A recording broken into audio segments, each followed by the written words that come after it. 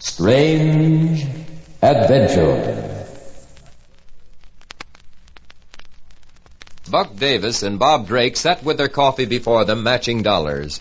Buck took his hand off his coin to find that he had lost again. That's enough for me. You're the luckiest guy I ever saw. I quit. Bob laughed and put his own coin in his pocket. Well, you asked for it. I didn't want to take your money. Hey, you haven't got it yet. You won't get it till we hit town. I'm short as it is. Bob grinned. That's okay by me, but remember, I'll be right behind you all the way, so don't try to outrun me. The two men said goodbye to the waitress and left the little truck stop. Outside, they climbed into the high cabs of their respective trucks, and with a roar from the powerful diesels, started down the long grade on the highway to town. Buck Davis in the tanker truck and trailer was ahead, hauling high-test gasoline.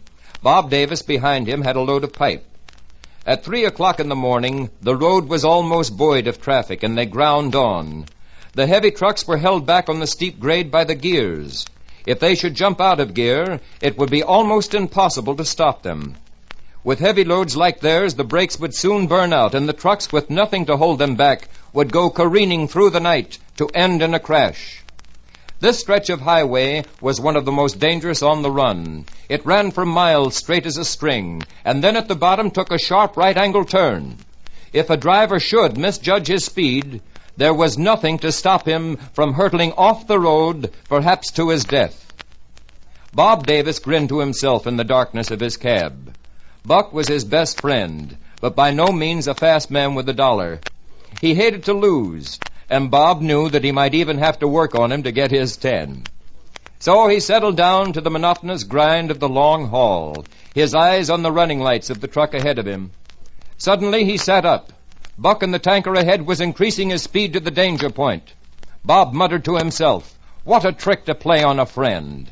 With Buck's lighter load of gasoline, he could beat Bob into town and get away before the payoff. Bob jammed his foot down on the throttle. This was one time his friend wasn't going to get away with it. Both trucks went hurtling through the night. Bob huddled over the wheel, striving to overtake the truck ahead. The tanker increased its speed, and Bob suddenly realized that it must be out of control. It was only a few miles to the end of the grade, and he began to brake his truck. Ahead, he could see the tanker leap in the air as it went off the highway.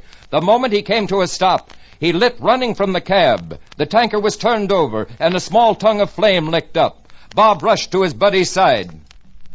Later, with Buck in an ambulance, his only injury a broken leg, Bob started to climb back into his truck. A highway patrolman came up to him. "That was a brave thing you did, son, pulling your friend out of that wreck." That wasn't bravery. I was sore. That guy owes me $10, and doggone if I was going to let him kill himself just to get out of paying it.